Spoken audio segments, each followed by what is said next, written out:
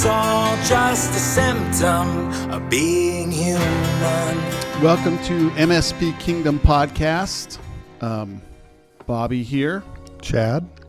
And we're excited today to talk about how to quickly get to 1 million, what we did to quickly get to 1 million as an MSP, and some things we do different, and why that kind of all matters. Yeah, we're excited to talk about some of these things. Of course, this podcast is powered by Zest MSP. That's right. Zest is a PSA, the absolute best one in the universe. Absolutely.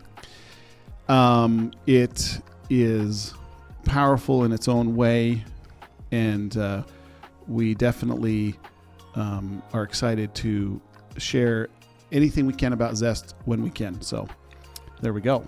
Yep, and lots of great stuff in Zest to help you get to 1 million or more. Yeah, we'll probably cover that. Maybe we won't. Sometimes we don't talk about it enough. It's true. But very excited. I've got my Hurricane hoodie on today.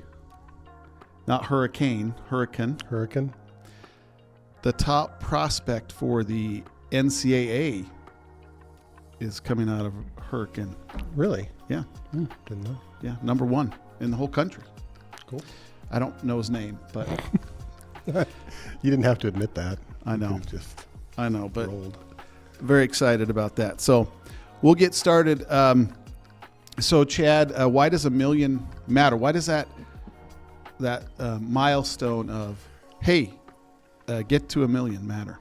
Yeah, and of course, million in annual revenue. Yeah. Right? That's the number we're talking about. It's funny because even with inflation, that number, it really does matter. It stuck around a long time, and it's not so much the dollars. It happens to be this real benchmark.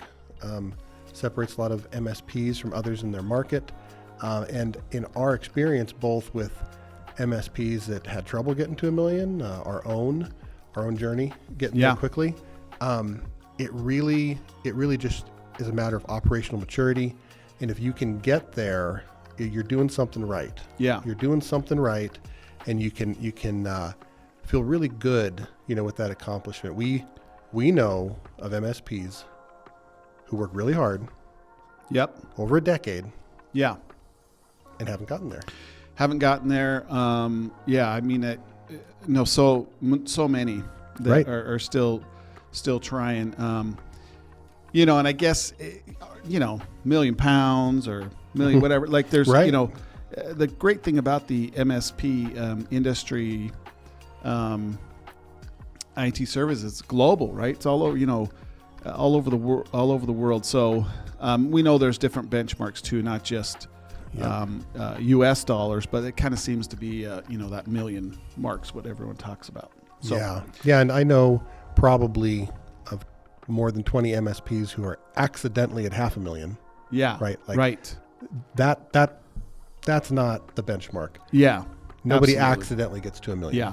It takes intention. Yeah, absolutely. I think, that million mark or whatever currency, and amount you hit, it's like, that is the part where your business really becomes a business. It's not a hobby anymore. Right. Not consulting. Yep. You're definitely locked in and starting to get on different, paths from there. And it really is your entry into, I'm a business, I'm rolling, that kind of stuff. I mean, it's kind of a step back in time today for me, because I'm excited to talk about 10, 15 million. Let's go like this kind. But it's good to step back and talk about this kind of thing of how you get there. And so some things of how we quickly got there. I think I'll throw one out. You can throw one out and kind of go. And then again, we'll probably bring up some things we wish we would have done different. So first thing I can think of quickly get there is to do some pre-planning or planning before you even get on the road, a little bit. We would have meetings. Mm-hmm. Andrea was a part of the MSP we started, and so it's kind of like an old joke. I don't know if younger people are going to get this because I'm a little bit older now. But have you heard a Catholic priest and someone else and goes into a bar? You've heard those kind of jokes? Younger people have not. They haven't. No. I know. So I was going to say, a UI UX designer, branding marketing person, a business person, and a tech genius, Chad, there go into a bar. It's like a joke, right? So we had 3 separate, which is unusual, very unusual, but helpful. We didn't know it was unusual at the time, but helpful. Yeah. So I would say, first thing, if you want to quickly get to $1 million as an MSP, you really need to think about and lock down your branding. Mm-hmm. What are you going to look like? Who are you trying to attract? And really have a look and feel of what you're going to be, what you're going to do, and really think about that. And don't just slap up anything in your own mind, but really do some research. Talk to some people. I have a real example for this. Is Andrea had done some amazing initial branding for our MSP, and we talked about, hey, with legal, it's not the managing partner or the owners or partners. It's the administrator we want to talk to. Yep. That's where everything's getting dumped to. That's the stress. These administrators get all this stress, and they get the IT stress and the copier, printer, phone stress and all this kind of stuff. And so that's who we want to talk to. And it's just one example. And we had some other things like that. And I remember initial website design and initial branding design stuff. I remember talking to somebody I knew that had a couple exits from businesses already, and very wise person. And I was showing him some of the stuff we were looking at. He's like, yeah. Now, he wasn't familiar with MSP or IT services. Yeah. But in general, pretty wise. And he looked at it and he's like, yeah, you got to slap some servers on there. You got to slap this on and that on. And again, he was taking the branding to a place that would not be something that these administrators that would appeal to them. Yeah, I mean, you have to keep in mind, you're not branding yourself. You're not branding to represent you. You're branding to represent what people are going to recognize and be drawn to, what they are interested in seeing. Yes. And there is a big disconnect there, because you think, well, people who want IT services, they want to see IT stuff. They want to see servers. They want to see servers. They want to see all your partnerships and certifications and badges on your page, right? Because they care so much about Cisco, right? That if you don't have Cisco on your page, they don't know what Cisco is. Yeah, and maybe if you're trying to appeal to some big enterprise level organization, right? If you're selling to CTOs, if you're selling to CIOs, if you're selling to big enterprise, if you're selling technical tools to enterprises with their internal IT departments, of course, that's a totally different thing. Yeah, but that's not what MSPs typically do. No, and then you also want to stand out, and then you also want something that you believe in, that you believe that you can do marketing with and stuff like that. So we nailed the branding, 100%. Andrea nailed it. Totally. And it immediately attracted in the marketplace. Yeah, and we heard it over and over and over. What's great is, the branding, it's not IT branding. No. It's business branding. Yes. And it really... And it's rememberable. Yes. Is that a word? It's branding you remember. Right. And, it had nothing about IT, technology, computers, anywhere in the name, in the logo, almost nothing on the website. I mean, obviously words indicating the types of services, but the fact is that the type of business you get, if you show up when somebody types in computer repair in Google, is not the path to $1 million. Not at all. And we'll talk more about that. But not at all. So I would say branding for me is we nailed our branding. I would say that's how we got to $1 million so fast. Yeah. What do you got? Yeah. So the second thing, and like we just mentioned, we foreshadowed.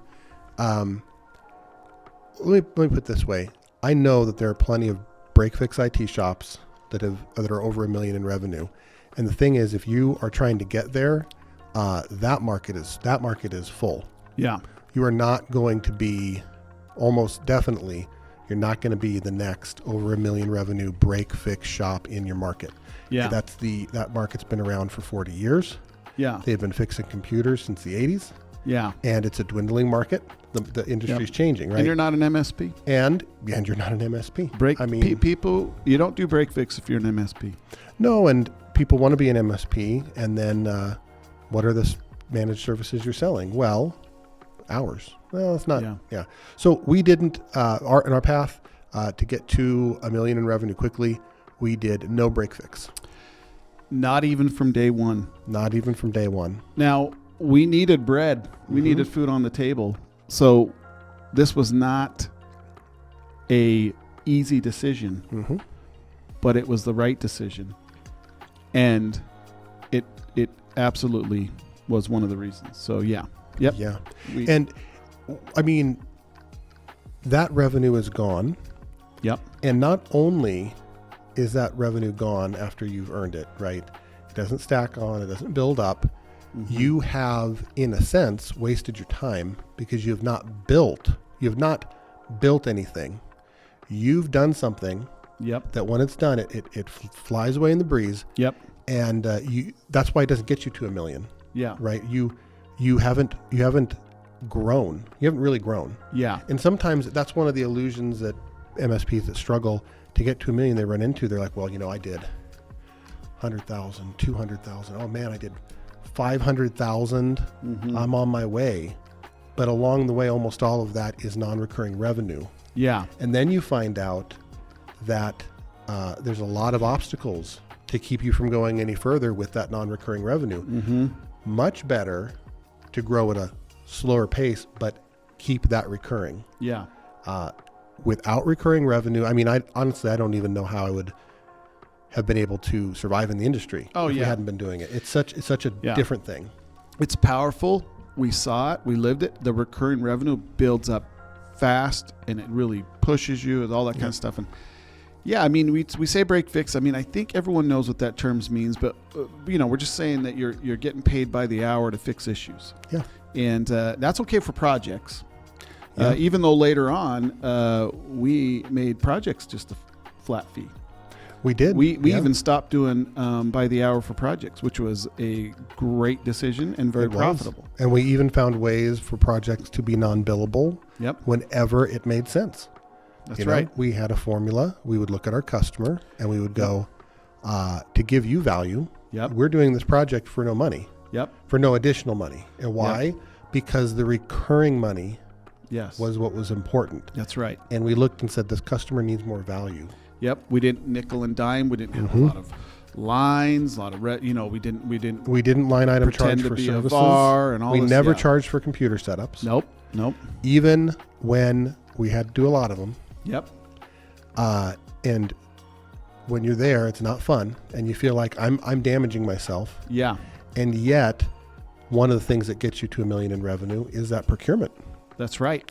Yes, don't want to sabotage it. You don't want to sabotage it. You want to do it the right way.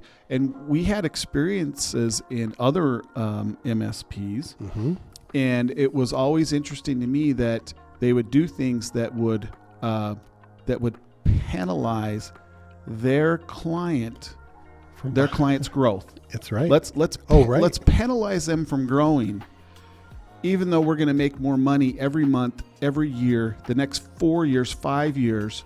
For their growth, we're going to make recurring revenue. Let's penalize them today to put a penny in our pocket today. Right.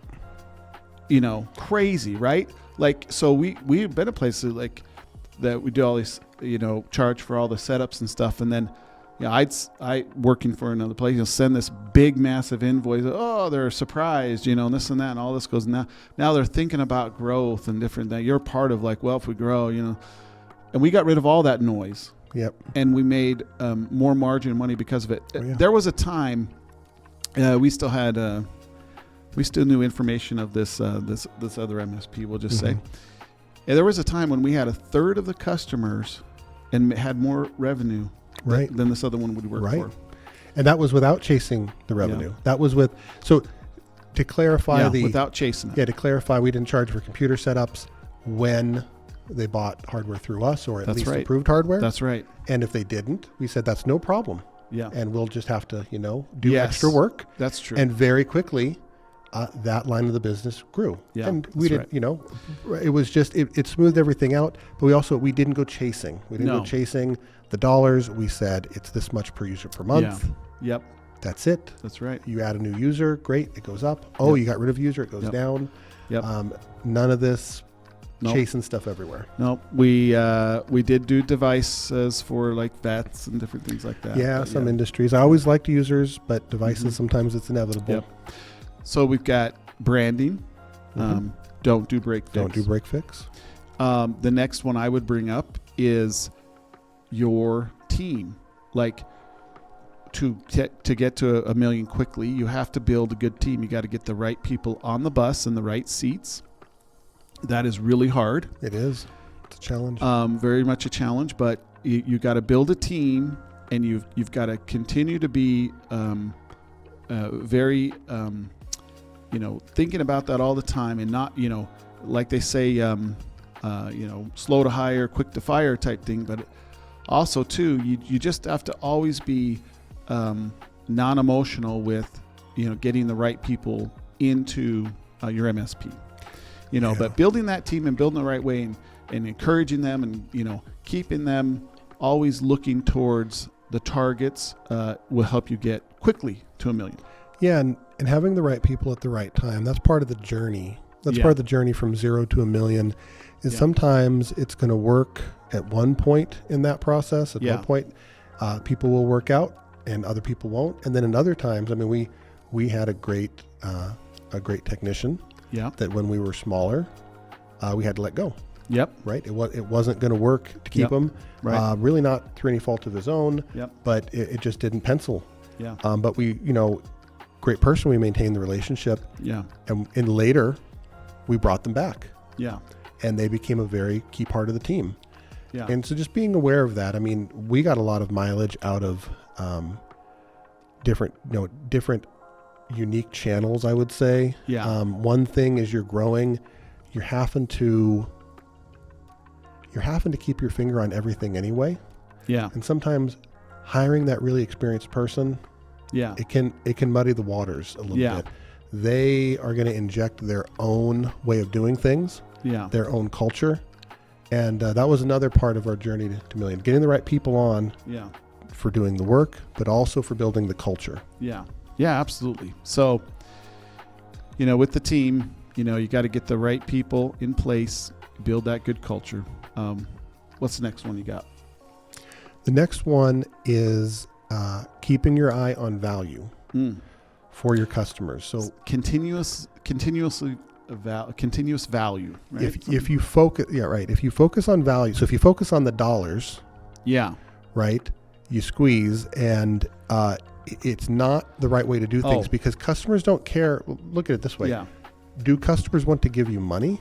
Right. That's not their motivation. No. Now, if you focus on value, that is what customers care about. And then they will happily pay for it. So we had customers along our growth, our rapid growth from 0 to $1 million, double or triple their spend with us over the course of a few years. And purely because along the way, they would say, can you do X? Yeah. Sometimes you have to say no. Yeah. But we would look at it and we'd say yes, or we'd say, let me figure out how to do that. Yeah. And we'd come back later with a great solution, do the work to give them a great value, great solution. Yeah. And they say, great, start doing that. Okay, great. It's just this much more a month. Yeah. Now that would go, not a line item. Right. That would go back into their core service agreement. Back into, so now as they grow, Yep. that number that they pay per month goes up. Keeps growing. We scaled everything that way. I remember figuring something out for a customer, and they said, how much will that be per device. Yeah. It was a per device thing. Yeah. I said, well, we don't price that way. Yeah. We don't price per device. Well, I only need this on 20% of my devices. And I said, well, great. We're going to take the price per device and we're going to add 20% of that price to your core price. Right. Right. And then you never have to worry or talk about it again. Any person who needs this will get it. Yep. Any person who doesn't won't. Yep. You'll never have to worry about it. And that worked for them. Yep. And then as that particular customer grew 50% in a few years. So that grew with them. Yeah. Creating that value is important. I got a story for you. It's where somebody goes to a conference. I almost said the name of a conference, but I won't. But somebody goes to a conference, and Chad, we've been in this industry a long time, and we are a little, with some of these bigger orgs out there, or some of the bigger, the conferences and some of the vendors out there and stuff. We're not too happy about sometimes how that all rolls, and so, but they go to a conference and then they come back and they say to the team, "Hey, we got to charge more money." Because the conference says, I'm not charging enough. So we got to charge a lot more money for all this stuff. And we got to charge more for this and more for procurement. The starting point is all-in seat price. That's the starting point. Yeah. Yep. Got to do it. And it's like, and that's chasing the money, right? Like chasing the money. That shouldn't even be the conversation. Like, just create value. Just always sit down every day. One of your jobs when you are running an MSP, if you own an MSP or run one of your jobs is, how am I creating more value for the clients? Have you heard the story of Five Guys? Yeah. How they came up with their burger? Yeah. Five Guys is an expensive burger, right? Yeah. But they didn't say we need to sell an expensive burger. Right. What they did is they said, let's make an amazing burger. Yeah. And they did that. Yeah. And then they priced according to it. And because even though it's expensive, because it was mapped to value, it worked. If they had just said, let's make an expensive burger, well, you might not end up with something people will pay for. So it's part of your job. What value are you creating now? Make sure you're delivering that value. And then what value can you create in the future? And then, of course, dollars will be tied to that. But it'll be very easily to get those dollars when the values are not just to say, hey, I just went to this conference and, I'm $110 all in seat, but man, they said I should be $280 all in seat. Like wow. First of all, that delta's huge, and then there's a whole thing with creating value. What city was the conference in?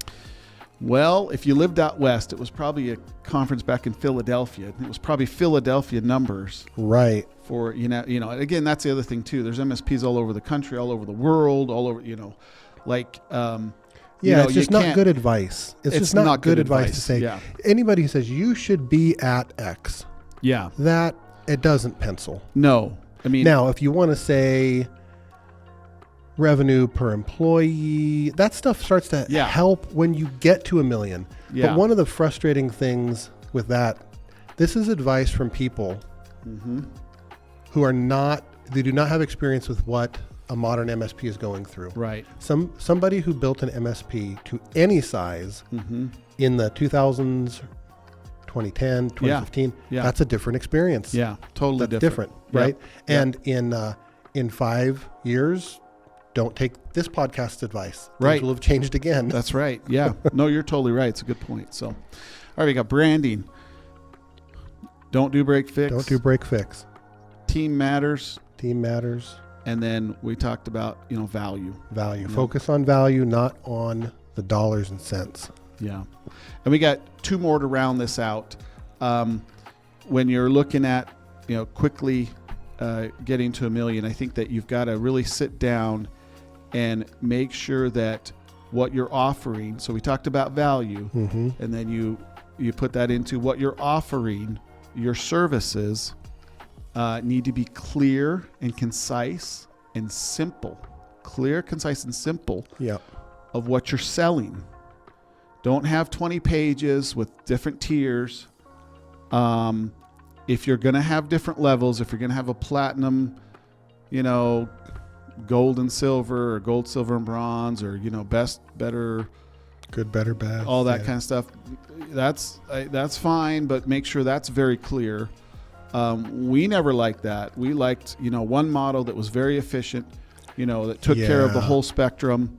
And most of the time, people wanted it all taken care of anyway. So even when you went and talked to them and they, we just want, half of these services, you could easily get them to full if you just kept talking to them and explaining why, hey, let us take this off of you. You do your, Yep. And so that actually, not having all these different levels and tiers and stuff actually forced and helped us to sell the full package because that's all we had, Sell a clear service. Yep. And provide a clear service. Yeah. And I remember a point, this was in our journey to $1 million. I remember a point where we we had to change some things as we were scaling. Yep.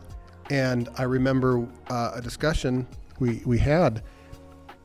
You can have a pizza place. You can sell Chinese food. Mm-hmm. You can sell hot dogs. Don't open a food truck. Wood-fired pizzas. Chinese food, right? Hoagies, right? Like, I know that there's food trucks that kind of do stuff like that, but you're not going to get the best of anything, right? And people aren't going to be drawn to you, right? So when we stopped doing this, but also this is available, and here's an optional security package, When we completely did away with that, the messaging was so much clearer, sales was easier, And one thing that we did, you may recall, as part of that, we had to say, look, we are going to provide one service to our customers. Yeah. Even if some of them don't want all of that yet. Right. We're simply going to do it. Right. And by doing it, our tools were aligned, our training was aligned, our skill set was aligned. We provided one comprehensive set of services.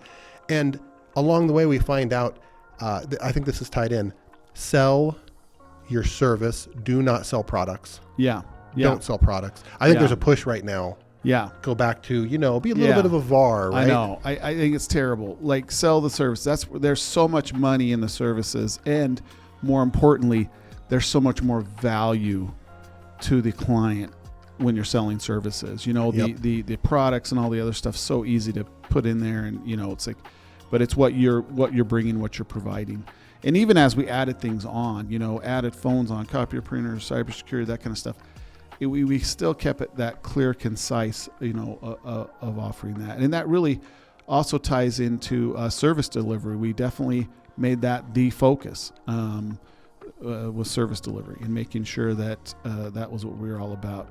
So one more, Chad, one more. So the final one on growth to $1 million, it is kind of, I preloaded it there. You are you're a professional IT company. You are not a peddler of tools and technology. Right. And if you view yourself as not a side hustle. If you are like, ooh, man, I got this revenue from selling Microsoft licenses. If that is even on your mind, then you will not provide a service that businesses will pay a premium for. Therefore, you will probably not get to $1 million in revenue. Hey, this is one of the noblest professions out there, right? You are a professional. You are handling critical data. You are making sure that these law firms, doctors' offices, these organizations, like they're running millions of dollars. You're making sure that all of that is running smooth. Like, you are the top of the top professional. I remember speaking with a customer who said, our burn rate. Yeah, I remember this. Our burn rate is $8,000 a minute. Yep. If our operation is down, we start burning $8,000 a minute. Yep. That is serious, right? This is very serious for them. Right. So nickel and diming things, piecemealing things, that doesn't help them. What does help them is a professional service who says, I'm going to be there for you. I'm going to help you. We're going to give you good solutions. Yeah. So as part of that, on our journey to $1 million, we, especially around $500,000, we really had to get serious about a comprehensive service that would be scalable and would provide professional service to our customers. And so the tools and the products we used, those were part of the solution, Yeah. but they stop being the focus. So Yeah. just for an example, Yeah. certain pieces of hardware Yeah. that off the list. Yeah. Here's the things that we will use. Yep. Mr. Customer, your business will go down and I won't be able to get you back quickly Yeah. unless you use these firewalls, these switches, Yeah. these things. Stay away from residential stuff. I know. And It's there's a business. And there's a big temptation to like, oh man, look at all the things this tool can do. Yeah. I remember evaluating our customers as we were figuring out our firewall solution, our permanent firewall solution, right? Yeah. This is the one we're gonna double Yeah. down on, and just looking and going, 85% of our customers, their firewall does nothing. You're right. I mean, it acts as a firewall. It's Yeah. there's no rules. Right. we were moved to the cloud, Right. right? And maybe they're using some security services they want to add or whatever. But Yeah. like just evaluating, like don't hold on to the tech part of it. Right. That your customers don't care about the tech part of it. I guess that's the Right. big takeaway here. Yeah. Your customers don't care Yep. what you're using. They care about the outcome. Yeah. So make sure you're using things that help Yeah. you deliver the outcome, Yeah. because they don't care that you saved them Yeah. $500 on this, $700 yeah. on that. That doesn't matter. They care about being online. Yeah. Can you manage it? Can you use it? Will they not go down? Is there Yep. security in play? All that stuff matters. I remember that's what they care apologizing about. to a customer and saying, I'm very, very sorry. This is my fault. Yeah. I should have insisted that you Yeah. spent what you needed to Yep. as soon as you became our customer, Yep. because while we had no idea this might happen, Yeah.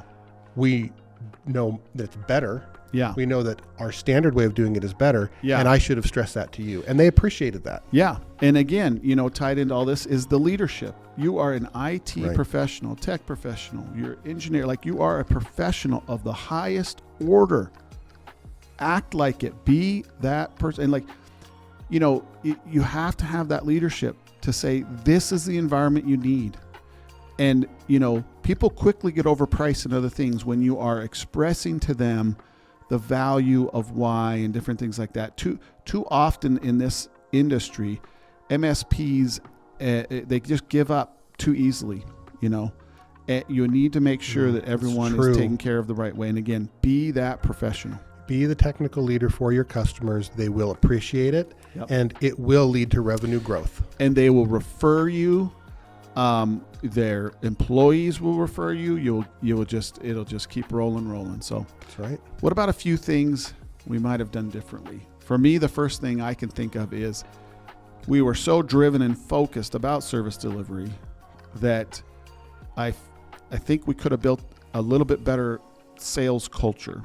Our marketing and branding was great, but just a little bit more vibrant sales culture, Brian Gillette is one of the best out there. Feel Good MSP, just one of the best out there, and I highly recommend everyone to look at his stuff, take his training, and all that. But we went and trained with him. Because at a time that I wanted more sales culture, more in there. So I think I would have done that a little different. What about you? Yeah, for me, it probably would be working harder earlier on to put together clear and easy ways to show our customers where they were at and where they needed to be to get to their business goals, because there was a fair amount of friction delivering our technical solutions. Yeah. Just because we hadn't formalized that yet. And Yeah. what the biggest thing you're going to run into as a startup MSP, you're in the business, you're there, you're talking to every customer, but you won't get to 1 million when you personally are talking to every customer, right? Right. So we eventually got there, but I wish I had put together the IT roadmap frameworks, Yeah. the best practice alignment, Yeah. the health audit, Yeah. in not just put it together because we had that. Yeah. It wasn't just in my head, but Yeah. we needed to get that in a way that you can sit down with your customer and you can turn it around, and what they look at makes sense to them. Yeah. They say, oh, why is this red? Yeah. And you have clear description of why that's red, what you're recommending, Yeah. and that smoothed out so much friction, so you could keep onboarding customers, quickly give them the good experience, and get those referrals. because ultimately, like you're saying, you do some sales training, make sure you're ready to close everything you get, but give the good service. You can get the referrals. I mean, we just hit a point where early on, I thought you had to do a year, 2, 3 before that customer wants to give you referrals. Yeah. Then we started hitting a point where month 2 or 3, we would get a referral from a new customer. Yeah. And that was after we'd built all that, put it in place. So they would, so day 1 to day 30 with our service was so incredible for our customer. Yeah. That they were all ready to sing our praises. I like that. Well, before we round this out and, finish this out with some stuff, as we're talking, I'm thinking about, everyone's always focused on tech stack, which is important. Now, before we created our MSP, there wasn't much choice out there. There wasn't much out there for what you choose for your tech stack. And really, we were frustrated with all of the solutions available before. And even the first few years, it was kind of the same thing. But then some new stuff's come along, and I'll mention a few names here in a minute. But I would say, choose a tech stack that helps you deliver great client service, customer service. Choose a tech stack that lets you deliver great customer service, but also because you have time to work with your customers, to work with your staff and all that kind of stuff. So don't choose bloated things and solutions that are going to take all your time up and all this, because that's what's going to matter to really help you, And I love the current stuff out there. Like I love Hoodoo. It's amazing. Levels and RMM's great. ScalePad, great solution for what they have, all that kind of stuff. Yeah. But definitely, choose a tech stack that's going to give you more time with your clients, give you more time to do some of the things we've talked about, all that. Like, don't bury your head in heavy automation and, all this kind of stuff. I mean, AI is great right now, but like I see funny stuff all the time that makes us laugh too about, wow, we're talking about so much AI, but boy, it'd be great if people just do MFA. Can we just start there, right? So, so AI and automation, all that stuff, it should be a help. You should definitely use it where you can. But remember, automate what you hate. But if you hate customer service, like, don't be an MSP, right? Because that's what it's about. So thinking of those things, Yeah, and don't be captive to your tools. Yeah. I remember a point in time where I really wanted to change this tool. I needed to change it. Yep. And we were captive to it. Yep. We were captive to it by contract. Yep. And we were captive to it by integrations. Yep. It was so tied in. Yep. And we're looking at this going, man, what a mess to unwind. Yep. But it was I think at the time, I think it was an $1,800 a month problem. Yeah. And we will burn $1,800 a month.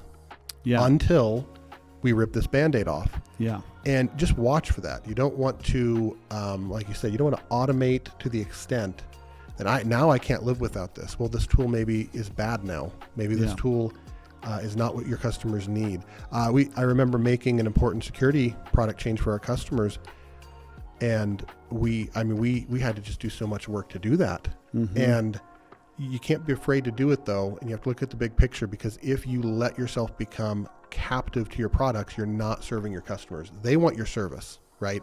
Yeah. It is your prerogative as the MSP to use the appropriate products to give them the outcomes. We very rarely talked about product specifics with our customers. Mm-hmm. We would talk about the types of things they're going to get. We wouldn't tell them you're getting this specific thing. Mm-hmm. And we would change those. We would change them along the way as needed. Mm-hmm. Very important, so you can be continually provide that same or better improving level of service. Yeah, love it. Yeah, so before we finish out here again, this is exciting. I hope MSPs are getting to 1 million, and then let's talk about getting to 5 and 10 million. And this industry is got a very bright future ahead of it. I'm very excited about that, and so. We like to end with something you want to see stay and something you want to see go away. You could do it the other way around too if you want. Go away and stay, either one. So Chad, I'll let you go first because I have one now. We have our own kind of studio person. Mm-hmm. His name's Sky, and so I know that one of the things I say I know is going to upset him, but not in a big way, just in a little way. It's going to upset him a little bit. He doesn't know what it is, but I think it will just a little bit. But I'm very passionate about this thing I'm going to say. So, but go ahead. Something you want to see stay, something you want to see go away. Yeah, something I want to see stay that I've been encouraged by in the last year or two. I want vendors understanding the MSP space. I want that to stay. Product recently looked at, second wave product by people in the MSP space, and perfectly aligned, price point, absolutely priced per endpoint appropriately, no contract, right? Because again, never want to be captive of your products. I was just looking at this product and saying that this is what I want to see. I want to see vendors pricing these products appropriately, understanding the MSP space, products in the enterprise space, properly bringing themselves into the MSP space with pricing and agreements and all of that. I've been encouraged by what I've been seeing. I mean, there's a lot of bad stuff you see. We all hear about the bad things, but it's really great to see newer products saying, okay, no, I understand how I can get a lot of MSPs to buy this product quickly, remove all the friction. I'm enjoying seeing that. Yeah. Okay. Yeah. And that was stay, right? That was stay. What about go away? Go away. Yeah. Everybody wants to see AI hype go away. That's a good one. Not AI. Just hype. AI. Just hype. Yeah, it's great, but the hype is just I'd love to get Jimmy Hatz on this podcast. I did reach out to him, but he's a busy man. He's the hardest working man in this industry. So, but the hype is overshadowing the real good things happening. That's my frustration. Yeah. So I see that's a good one. 10 Chad. things I see, 9 of them are fluff, pointless. Yeah. And then one out of those is going to be exciting, right? Ooh, applicable. Let's do this kind of thing. Okay. The one thing I want to see stay is Drop Suite. I want to see it stay as a good product. Good product. A little uncharted territory, right? We like Drop Suite. Ninja doesn't have a big history of acquisition, so we don't know how it's going to look. We don't know. It's out there. I like Ninja, so hopefully Ninja RMM, then Ninja One, and I don't know. I mean, they've went a little bit towards this government space. Have they went away from the MSP? I don't know. It's oscillated a little bit, The circles I used to run in, the people that used to reach out to me, I don't hear from anymore. Yeah. I'm probably not that important enough for them, but... but you did hear from them before. I did before. We knew them early on, and so I don't know, but I'd like to see that stay as a good product. Acquisitions are always scary, and I see what you mean. Yeah. My go away... is the Kansas City Chiefs. Can they go away? I'm tired of T Swift, Kelsey. I'm tired of Kermit. I want to see them go away. If the Eagles can just win, and this would be good for Kevin Clune anyways, MSP Growth Hacks. Yes. I believe he's an Eagles fan, but yeah. That's what I need and want. Now, the tough thing is if they win. I was never a Brady fan until the end. Because at some point you have to relent. At some point you have to say... It's true. At some point you have to look at greatness and say... I can't fight this anymore. Yeah. This is greatness. You'll just look like a fool if you deny it. I think so. So if they beat the Eagles and win, then I think I'm gonna have to relent. In fact, which makes it really important that they don't. it makes it very important. But if they do, then they're going to be right there already, maybe considered the greatest franchise, ever, or, they'll be right there if they can just lose. I don't know. All right. But there you go. Okay. All right. Thanks, Chad.